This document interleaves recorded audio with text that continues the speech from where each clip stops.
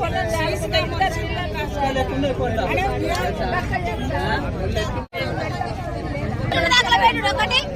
Station దగ్గర ఒకటి నా పాప మా ఆయన నేను ఆ మంటలోనే పోతాం. 3 జరుగుతాయి.